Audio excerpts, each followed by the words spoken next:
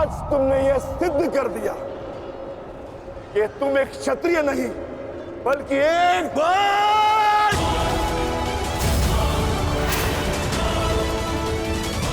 बहुत हो गया। सावधान। क्रोध से भरे कुमार भीम अब युवराज दुर्योधन की ओर बढ़ रहे हैं महाराज। मेरा दुर्योधन किसी संकट में तो नहीं ना? कहीं ऐसा तो नहीं कि भीम युद्ध के दूसरे दिन ही पांडव पक्ष को जयश्री दिलवा दे?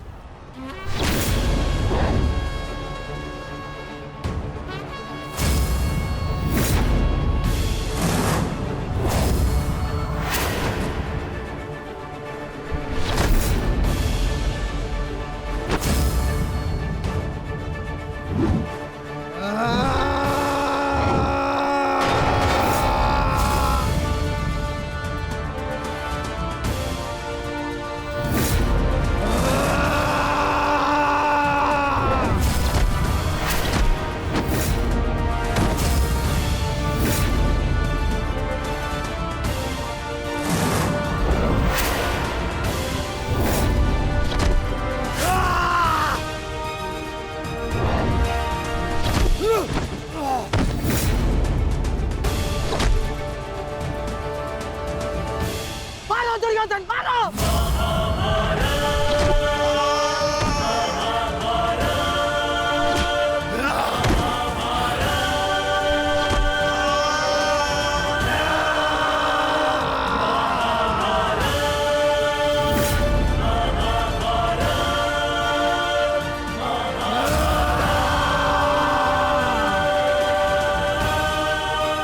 क्या हुआ गदाधारी भीम? अब दिखाओ तुम्हारा पौरुषत्व। या कहो तो हस्तिनापुर की स्त्रियों से आभूषण लाके तुम्हें पहना दूं? क्या हुआ? युद्ध बातों से नहीं बल से जीता जाता है। यदि इस मैल जैसे शरीर में थोड़ा सा भी साहस बचा है तो और प्रहार कर मुझ पर। अरे ये क्या पहचानेगा अपनी शक्ति को? इसे कैसे मैंने वस्त्र और आभूषण रहित करके उन शास्त्रों के मत पर बिठा दिया था मैंने।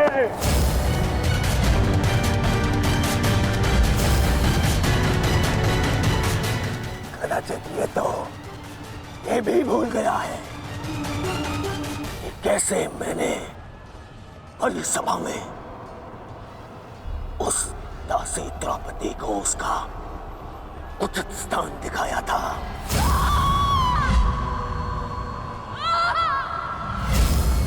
आओ दासी द्रौपदी, आकर मेरी गंगा में बैठो।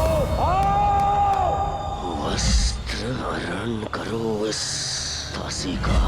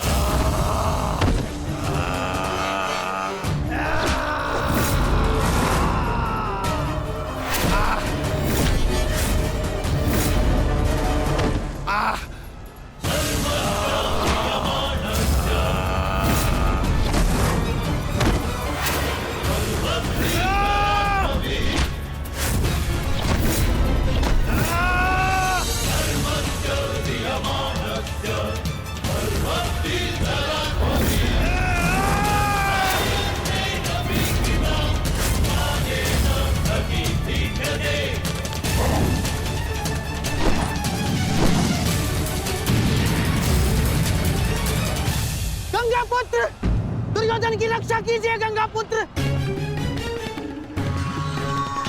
महामहिम, ये क्या कर रहे हैं आप?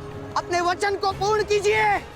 आज यदि आपने भीम का वध नहीं किया तो हस्तिनापुर का युवराज घर नहीं लौटेगा। वाह महिम। भीम, रुक जाओ,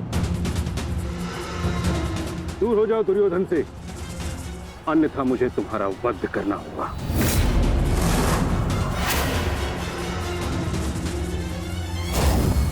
सावधान पितामह,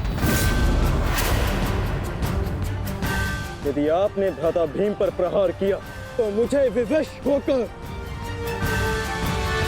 आप पर बाण संधान करना होगा। हट जाओ भीम। क्षमा चाहता हूं पितामह, आप अपना वचन पूर्ण कर रहे हैं तो मुझे भी अपनी प्रतिज्ञा का मान रखना है। आज मैं इस दुर्योधन का वध तो करके ही रहूंगा,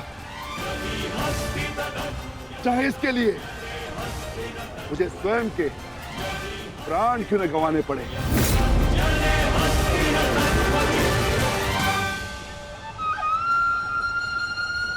स्वयं के प्राण गंवा सकते हो भीम, परंतु क्या अपने दोनों भ्राताओं को इस आहुति में झोंक दोगे तुम? तुम्हारी इस भूल का फल नकुल और सहदेव को भुगतना होगा भीम। जरा देखो उधर।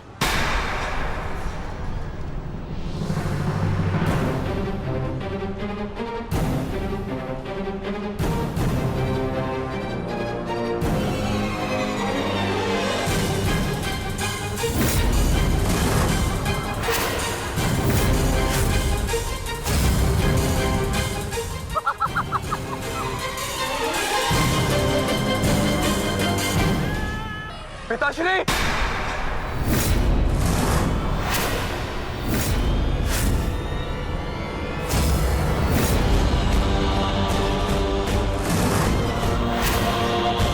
शस्त्र को नीचे करिए द्रोण, अन्यथा सदैव के लिए पुत्र से हाथ खो बैठोगे।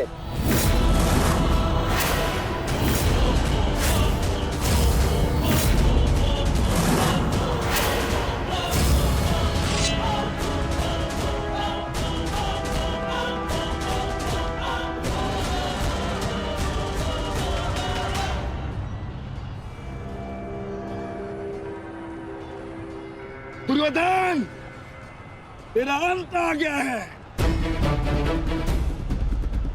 तुम्हारे पास दो विकल्प शेष है दुर्योधन, या तो देश युधिष्ठिर के समक्ष आत्मसमर्पण करो, अपनी सेना को पीछे हटने का आदेश दो, या फिर अपने प्राण यमराज को समर्पित करो।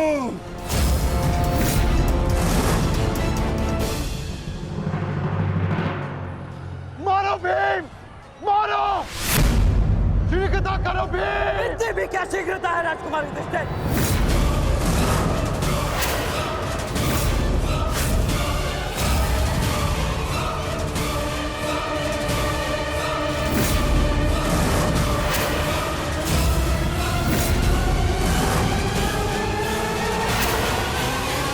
दो विकल्प शेष है दुर्योधन,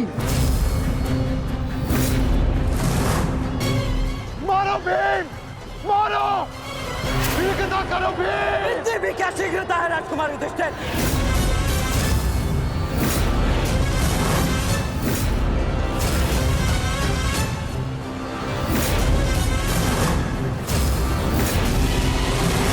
पीछे हट जाइए विकोदर भीम, अन्यथा मूल्य अपने ज्येष्ठा के प्राण देकर चुकाने होंगे।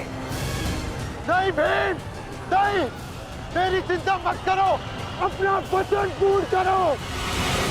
ऐसा अवसर दोबारा नहीं मिलेगा अनुज। वध करो इस दुर्योधन का, पांचाली के अपमान का प्रतिशोध लो भीम। मारो इस दुर्योधन को। एक बार पुनः सोच लीजिए, अवसर दोबारा मिल सकता है, परंतु ज्येष्ठ के प्राण दोबारा नहीं लौटेंगे। मारो भीम, मारो।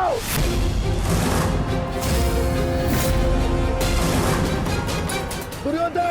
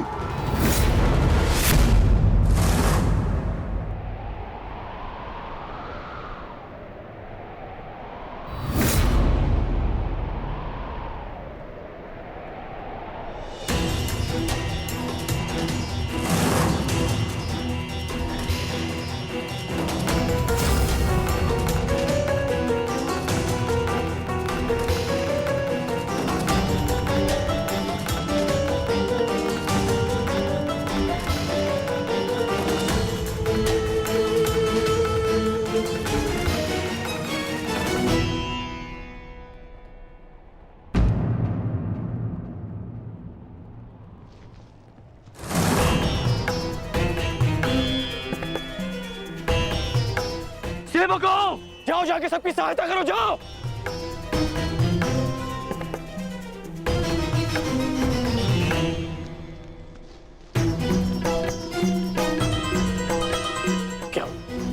क्या हुआ?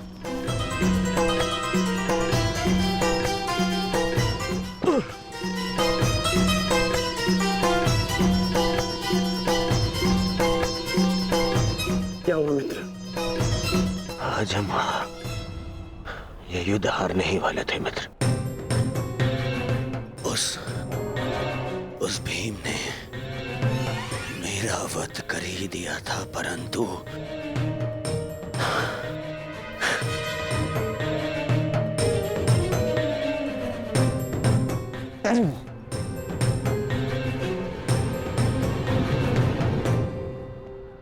ठीक समय पर आकर वृषसेन ने पूरी परिस्थिति को ही बदल दिया।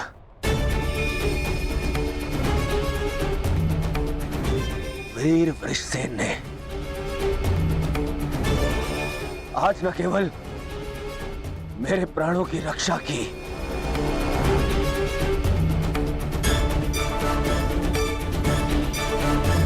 अभी तो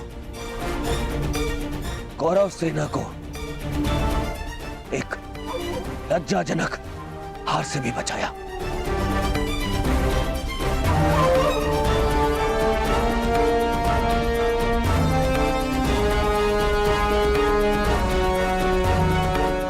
मैं गर्वित हूं तुम्हें अपनी सेना में पाकर पुत्र, गर्वित हूं मैं।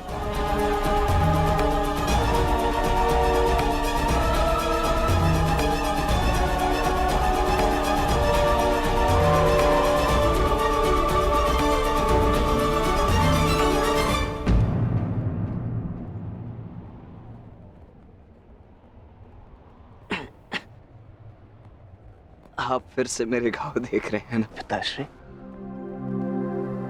और मैं फिर से यही कहूंगा,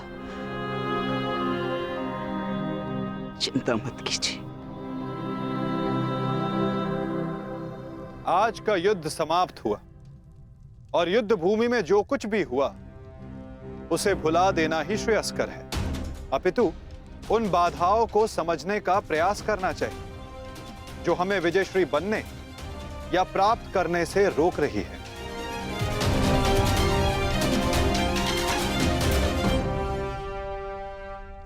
सबसे बड़ी बाधा तो वो कर्ण का पुत्र वृषसेन है। आज दूसरे दिन भी उसने दुर्योधन का अंत होने से बचा लिया। दुर्योधन के वध होने के पश्चात वृषसेन को अपने मार्ग से हटाना अति आवश्यक है। कुछ नहीं होगा आपके पुत्र को, और आपका पुत्र आपके मित्र को भी कुछ नहीं होने देगा।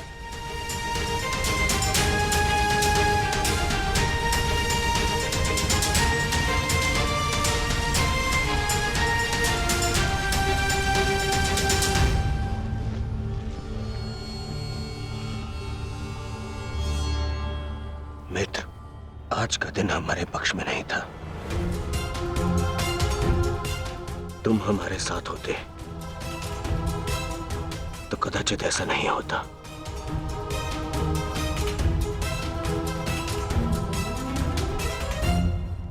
आज युद्ध भूमि में कौरव केवल धर्मराज युधिष्ठिर का वध करने का प्रयत्न करते रहे, और कल हम दुर्योधन को अपना लक्ष्य बनाएंगे।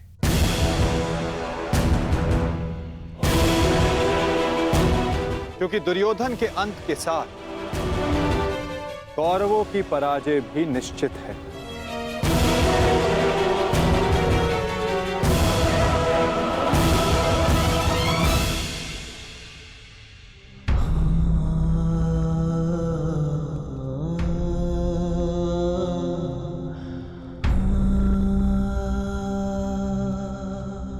पुत्र,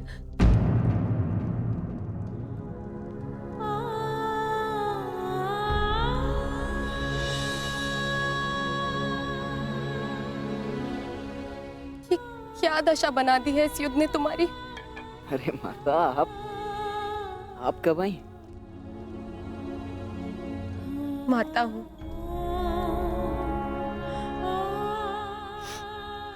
पुत्र को घाव लगता है तो माता को आभास हो ही जाता है। मेरे मन ने कहा कि मेरा पुत्र संकट में है, दौड़ी चली आई।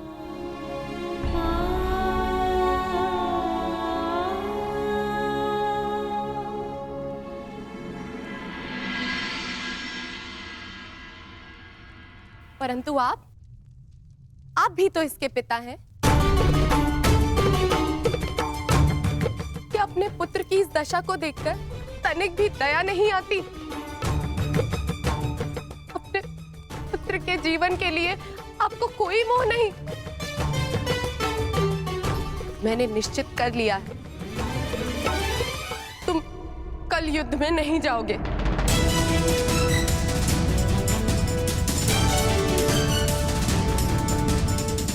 परंतु माता, मैंने कहा ना, ये मेरा अंतिम निर्णय है।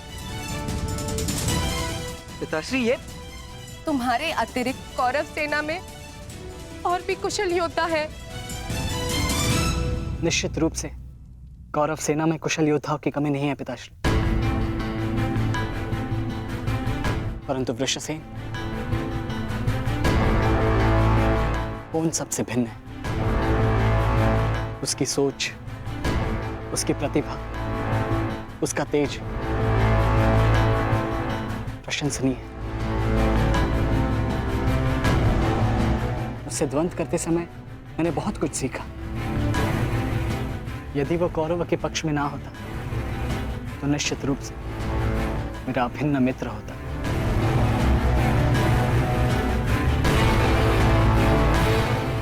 परंतु समझ में नहीं आता कि उसमें इतना तेज आया कहां से।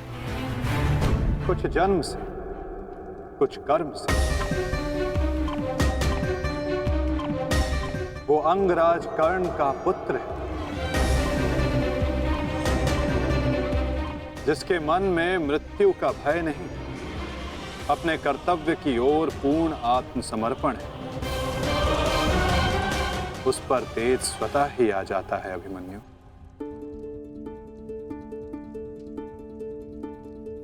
मैं अपने कर्तव्य से मुख नहीं मोड़ सकता माता, क्षमा चाहता हूं। आप मुझसे मेरे प्राण भी मांगेंगी तो मैं अभी अपना शीश काटकर आपके चरणों में रख दूंगा, परंतु मैं अपने वचन से विमुक्त नहीं हो सकता माता। मैं वचनबद्ध हूं। मैं युद्ध में पराजित होकर लौटने वाला नहीं, या तो मैं विजयी होकर कंधों पर बैठकर आऊंगा, या वीर गति को प्राप्त करके कंधों पर लेटकर।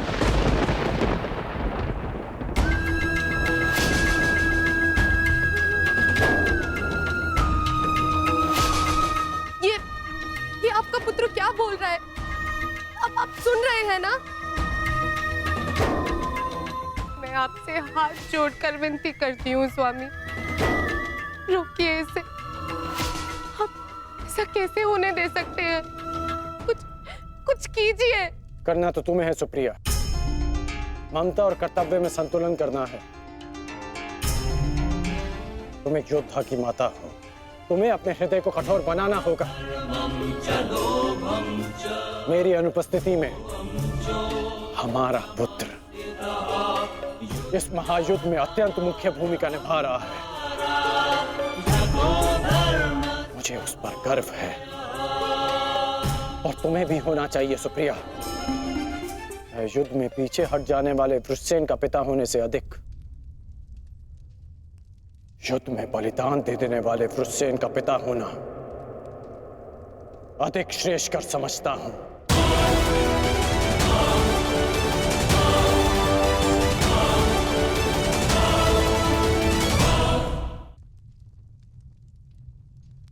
और तुम्हें भी समझना चाहिए सुप्रिया, तुम उसकी माता हो, उसकी शक्ति बनो, उसकी दुर्बलता नहीं। हर मनुष्य अपना लक्ष्य चुनता है, मैंने और रुस्सेन ने भी अपना लक्ष्य चुन लिया है। हमारा लक्ष्य ये महायुद्ध है और युद्ध बलिदान मांगता है। यदि वो बलिदान मेरा या मेरे पुत्र का होगा तो हमसे अधिक भाग्यशाली और कोई नहीं होगा सुप्रिया।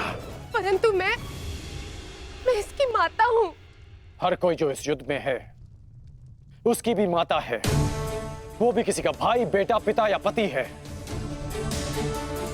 यदि हर माता तुम्हारी भांति विलाप करने लग जाए तो इस युद्ध में योद्धा रिक्त हो जाएंगे। जब युद्ध क्षेत्र में मृत्यु समक्ष खड़ी होती है तो योद्धा पुकारता है, हे मृत्यु, तैयार यदि तू आने को,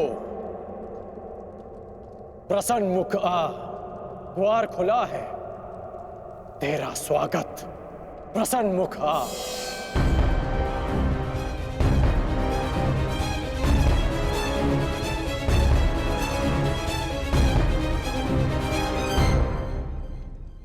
दो महायोद्धाओं के समक्ष एक दुर्बल माता कैसे जीत सकती है?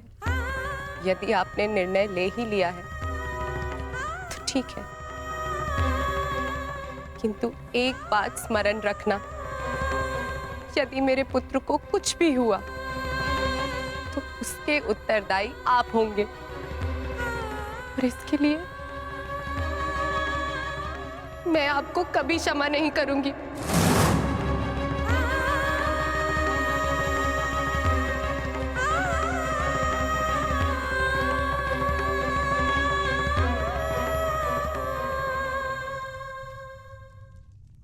आज युद्ध भूमि में पांडवों का प्रयास था कि दुर्योधन पर वश पालें।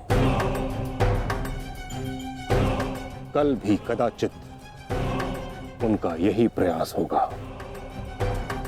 इस कारणवश हमें सज्ज रहने की आवश्यकता है।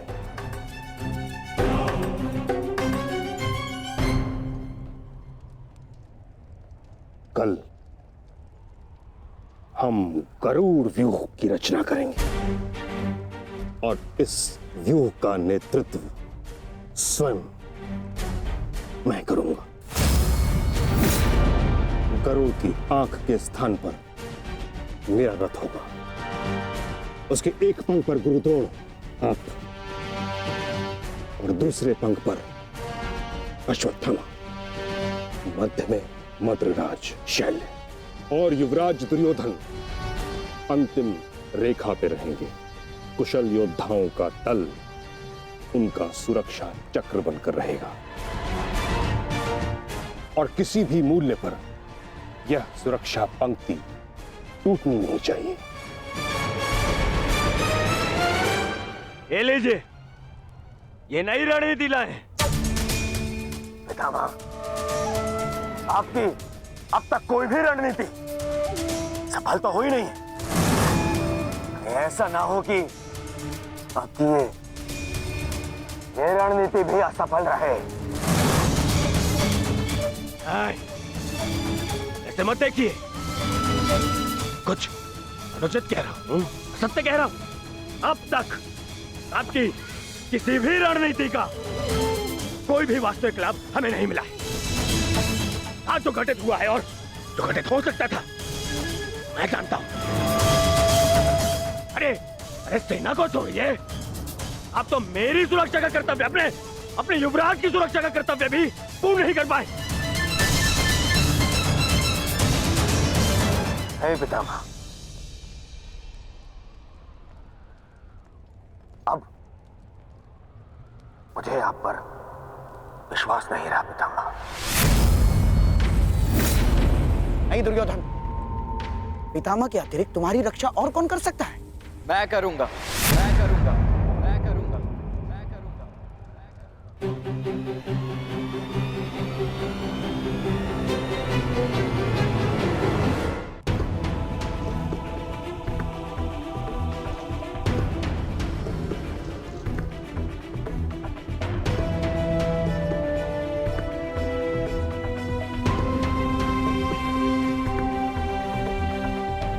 मैं मानता हूं मैं महामहिम के समक्ष कुछ भी नहीं, और मैं हृदय से उनका सम्मान भी करता हूं।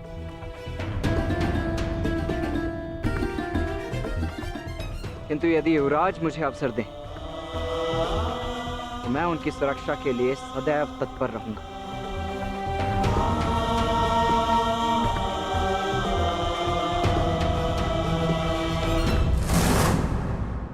आपका क्या मत है वासुदेव?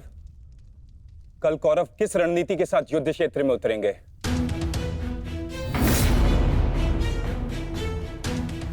उनकी व्यूह रचना क्या होगी?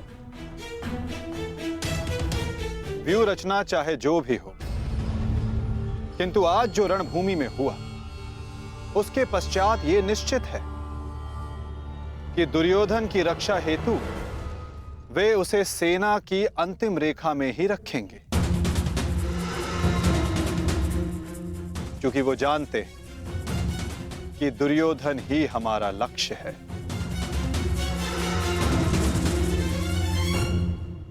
यदि ऐसा है तो फिर हमें कौन से व्यू का उपयोग करना चाहिए माधव? अर्धचंद्र व्यू पार्थ।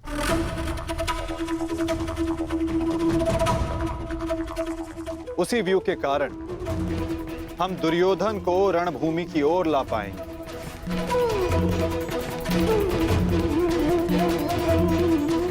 और यदि दुर्योधन व्यू से बाहर नहीं आया तो ये उसकी दुर्बलता समझी जाएगी और मानसिक पराजय भी।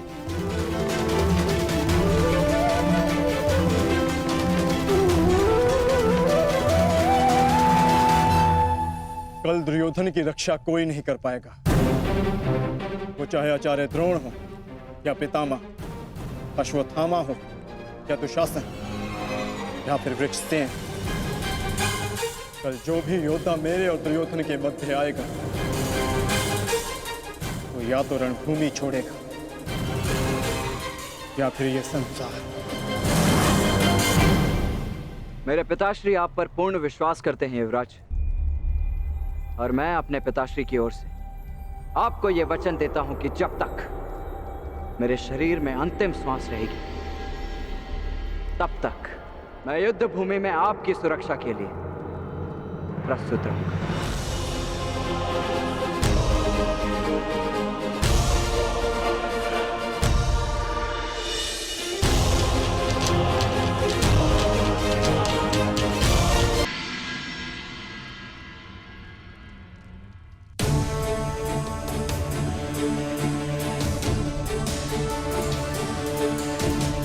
आज युद्ध का तीसरा दिन है।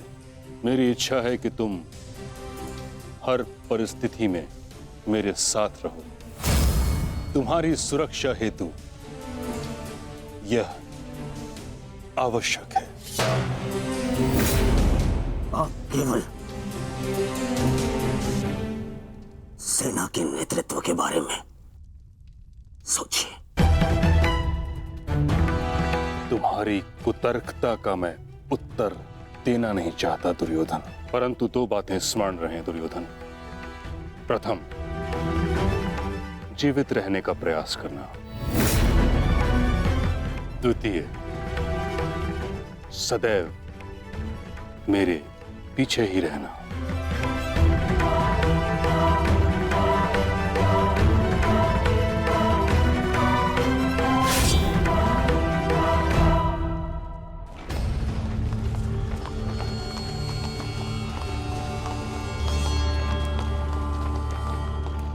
प्रणिपात पिताश्री। यशस्वी भव। मैं यहां तुम्हें यह बताने नहीं आया कि मन लगाकर युद्ध करना, क्योंकि वो तो तुम करोगे ही। मैं यहां तुम्हें एक सीख देने आया हूं।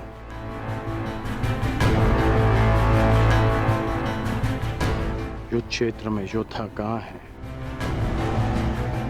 ये जानने का सबसे अच्छा संकेत है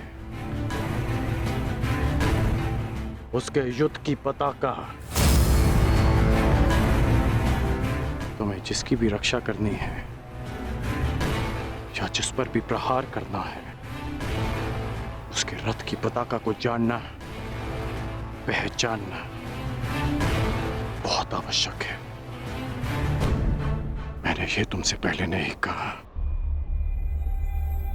पर आज कह रहा हूं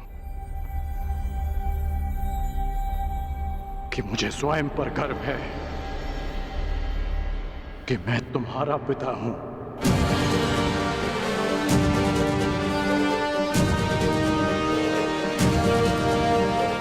कल्याण हो तुम्हारा पुत्र। अपने पूरे कौशल से युद्ध करना और विजयी बनना, ताकि संसार स्मरण रखे कि तुम राधे कर्ण के पुत्र हो। सदा स्मरण रहेगा पिताश्री। जब मृत्यु युद्ध क्षेत्र में सामने खड़ी हो तो योद्धा कहता है, हे मृत्यु, तैयार यदि तू आने को, प्रसन्न मुखा। द्वार खुला है, तेरा स्वागत, प्रसन्न मुखा।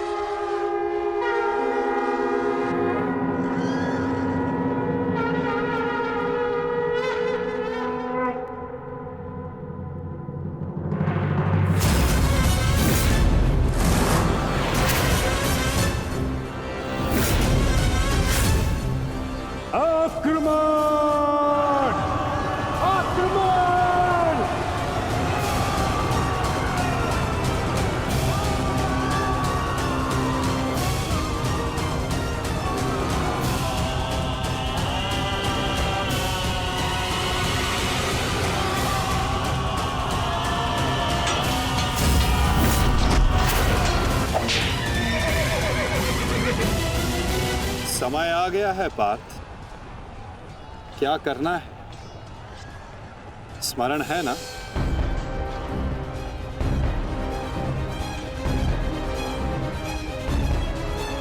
जी माधव। आज महामहिम भीष्म ने गरुड़ व्यूह का निर्माण किया है महाराज। किंतु पांडवों ने कौन सा व्यूह रचा है संजय? पांडवों ने अर्धचंद्र व्यूह की रचना की है महाराज। मूर्ख है युधिष्ठिर, कभी भी अर्धचंद्र व्यूह गरुड़ व्यूह को नहीं तोड़ सकता।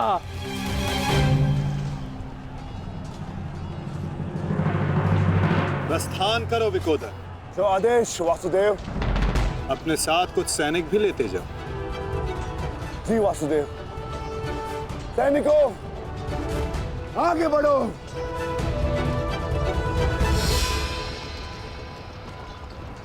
क्षमा चाहता हूं माता, किंतु भ्राता भीम दुर्योधन और उसकी सेना के लिए अकेले ही पर्याप्त है। तो फिर आपने उनके साथ सैनिक क्यों भेजे? जिस कार्य के लिए विकोदर जा रहे हैं, वहां शत्रु का ध्यान बटाने के लिए उन्हें सैनिकों की आवश्यकता अवश्य पड़ेगी। तुम समझ रहे हो ना पार्थ?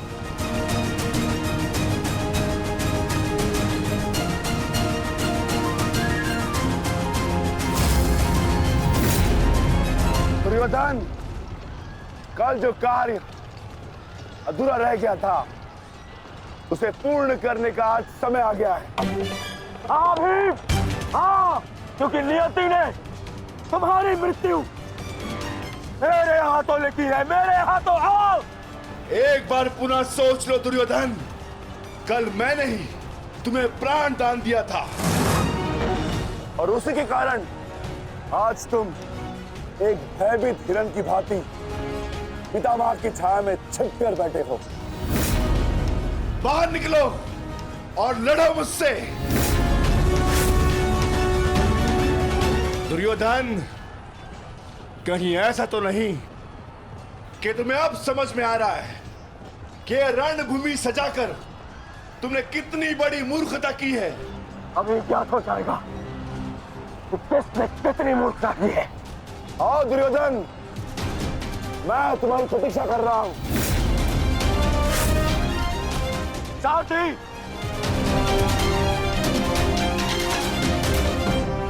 पांडवों ने अर्धचंद्र व्यूह बनाया है। यदि युवराज इसमें फंस गए ना तो उनकी सुरक्षा करना असंभव हो जाएगा। कुछ ना कुछ तो करना होगा मामहिम। हमें इन्हें रोकना होगा। ये मामहिम।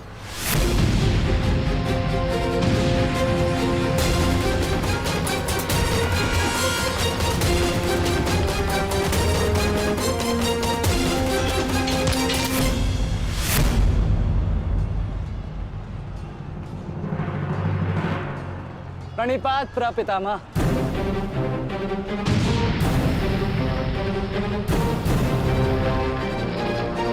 रुको। प्रणाम आचार्य। क्यों मेरे समक्ष आ जाते हो? मेरा जन्म ही सदैव आपके मार्ग में आने के लिए हुआ है आचार्य।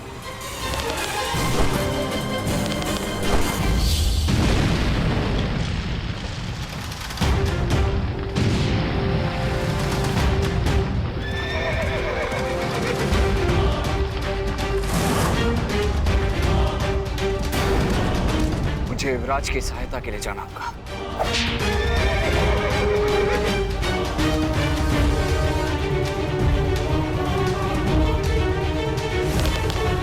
सावधान दुर्योधन!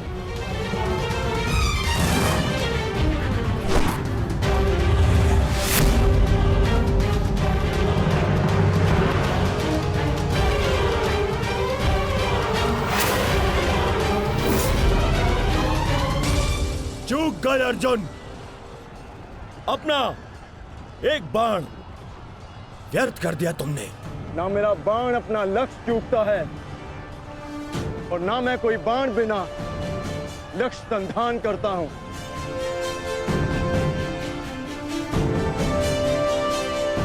अर्थात इसलिए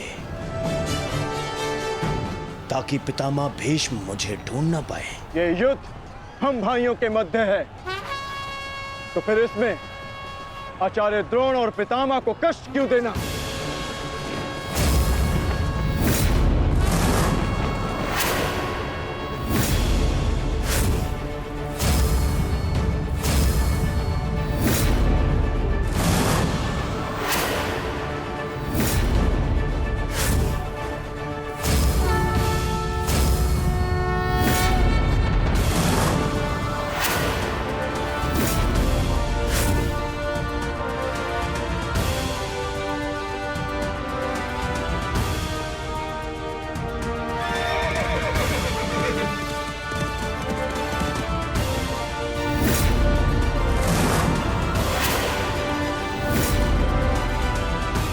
युद्ध क्षेत्र में योद्धा कहाँ है, ये जानने का सबसे अच्छा संकेत है उसके युद्ध की पताका। सारी पांडव पताकाएं एक साथ, अर्थात वहां कोई एक विशेष शत्रु है, और वो विशेष शत्रु युवराज दुर्योधन के अतिरिक्त और कोई नहीं हो सकता।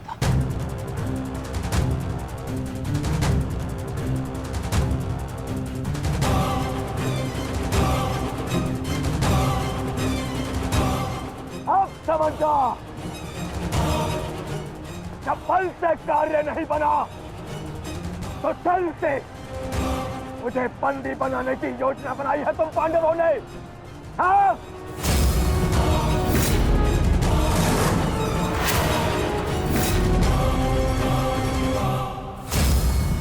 हाँ?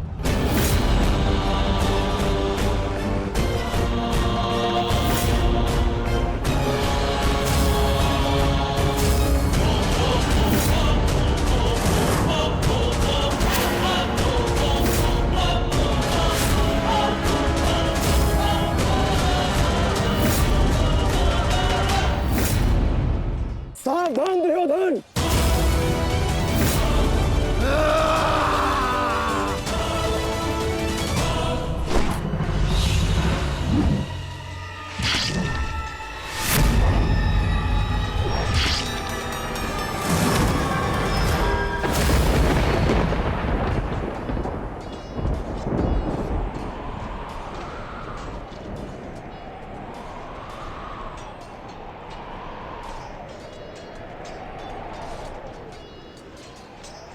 क्रिस्टेन,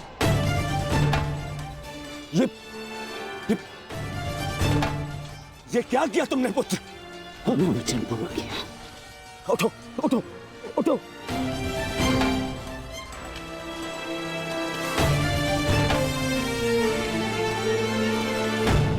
ये मेरे और इन पांडवों के मध्य का युद्ध है, तुम्हारा नहीं। तुम जाओ, ये मेरा आदेश है, जाओ यहाँ से। आज यदि स्वयं ईश्वर भी मुझे आदेश दे तो मुझे स्वीकार नहीं है युवराज। आपके द्वार से कोई खाली हाथ नहीं लौटना चाहिए युवराज। शत्रु युद्ध मांग रहा है यार। आइए मिलकर उसे युद्ध का आनंद देते हैं।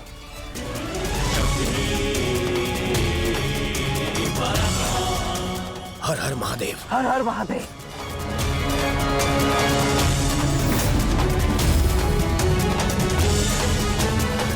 उठ जाओ वृषसेन। आज मेरे और दुर्योधन के मध्य जो भी आएगा, या तो रणभूमि से जाएगा या संसार से।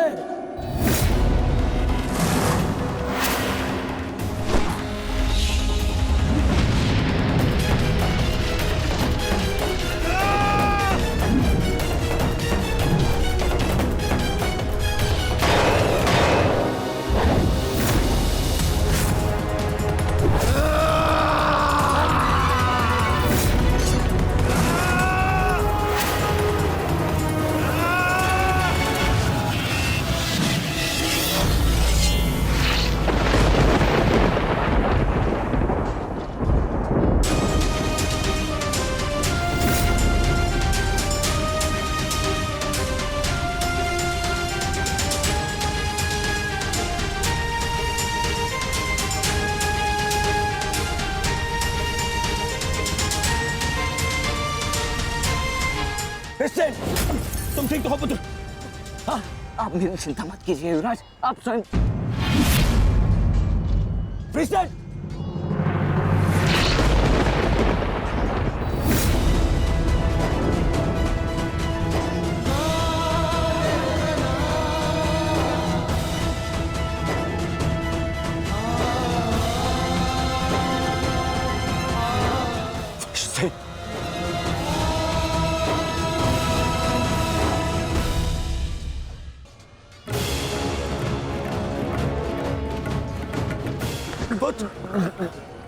वृषसेन, अभी भी समय है, लौट जाओ।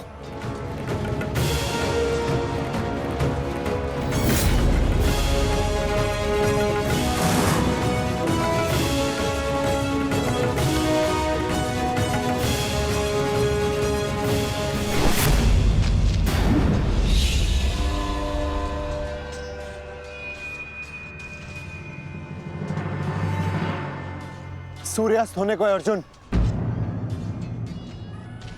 संधान करो।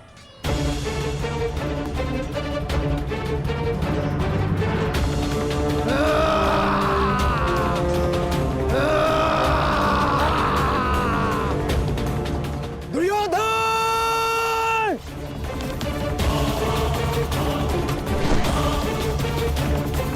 युवराज!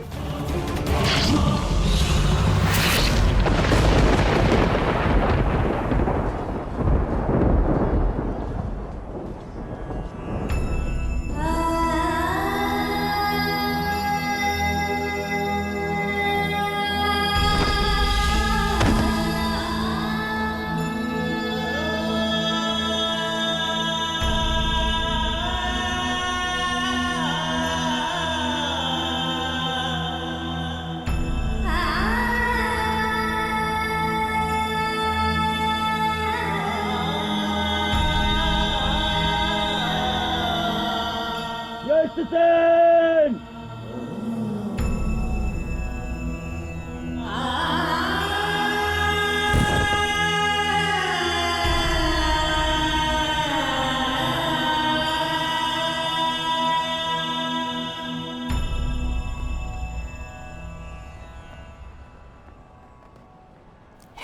युवराज, आप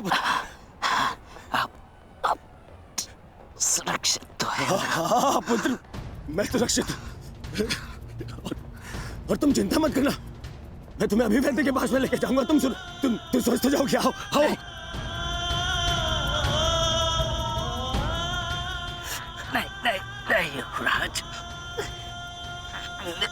मेरे पास समय नहीं है। नहीं। मुझे कहीं और जाना है।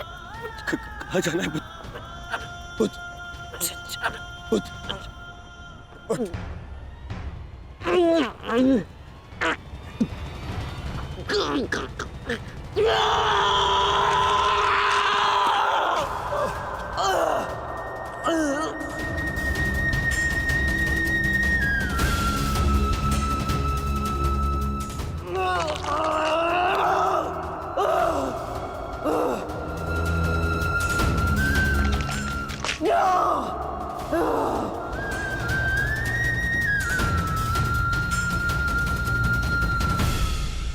इस संसार से जाने से पूर्व मुझे उनसे मिलना है जिन्होंने मुझे इस संसार में आने का लक्ष्य समझाया।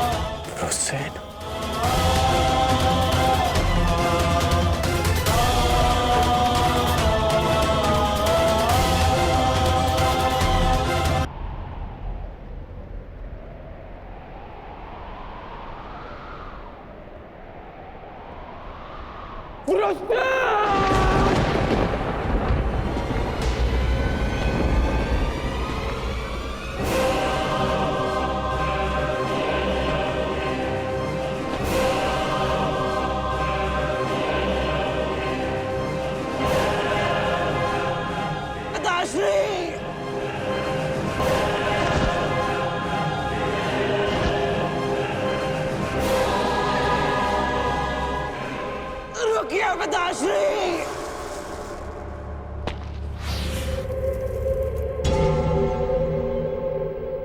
आप वचनबद्ध हैं। आप पार नहीं करेंगे। मैं नहीं चाहता कि कल कोई कहे कि वृषसेन के कारण वचनवीर कर्ण ने अपना वचन तोड़ दिया।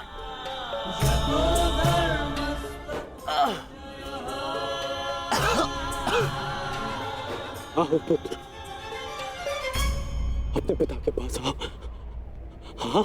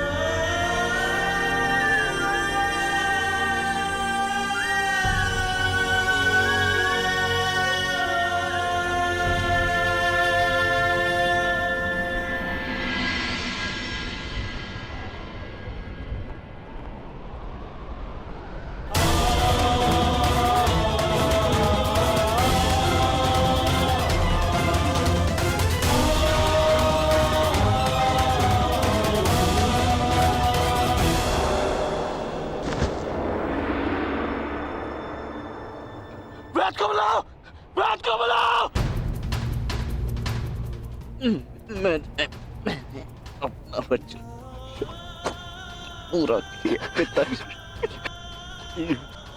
तुम्हें कुछ नहीं होगा, कुछ नहीं होगा तुम्हें।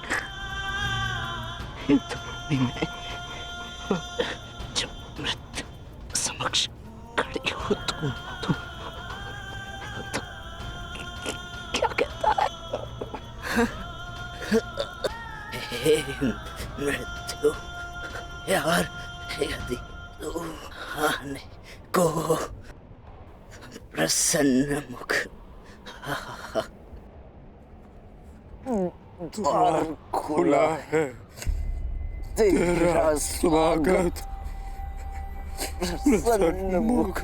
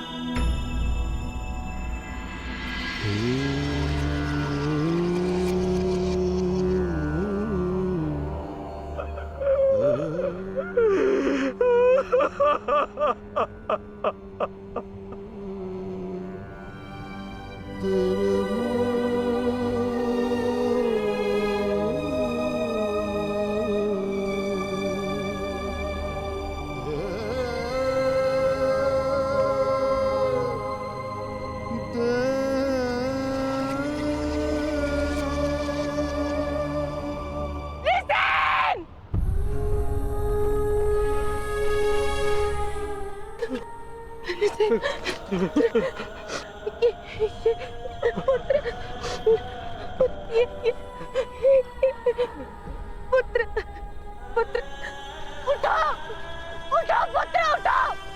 तुम्हारी माता तुम्हें इसकी आज्ञा नहीं देती। उठो, उठो पुत्र, उठो।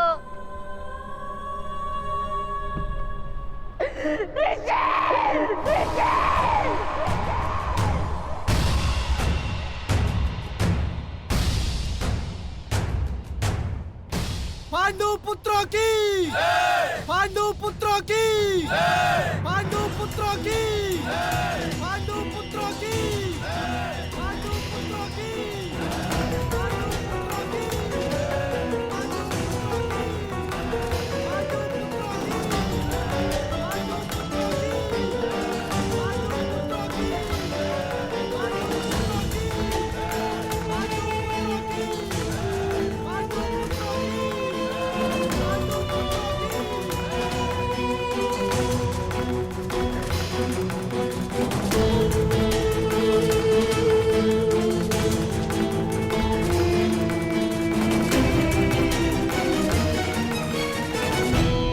किस बात का उत्सव मनाया जा रहा है पांचाल कुमार?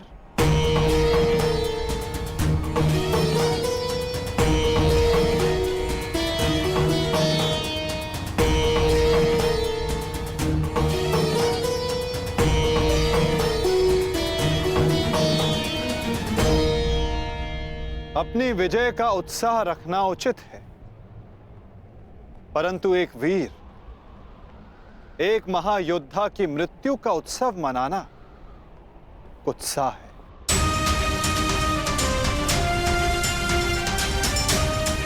जब वीर उत्तर की मृत्यु पे हमने शोक मनाया था, तो आज वृषसेन की मृत्यु पर हमें उत्सव नहीं मनाना चाहिए।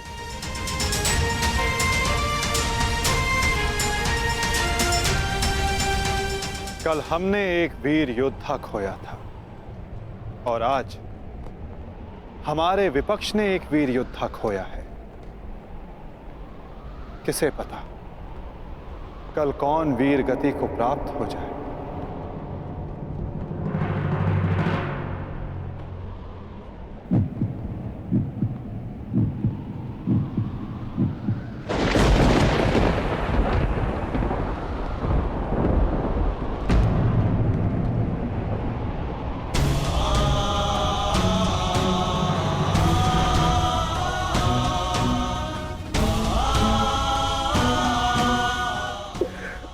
मुझे मैं तुम्हारे पुत्र की रक्षा नहीं कर पाया मित्र। आज यदि मैं जीवित हूं तो केवल तुम्हारे इस वीर पुत्र के कारण। रक्षा तुम मुझे उसकी करनी चाहिए। मेरा पुत्र अपना कर्तव्य पूर्ण करते हुए वीर गति को प्राप्त हो गया। मुझे इस पर गर्व है।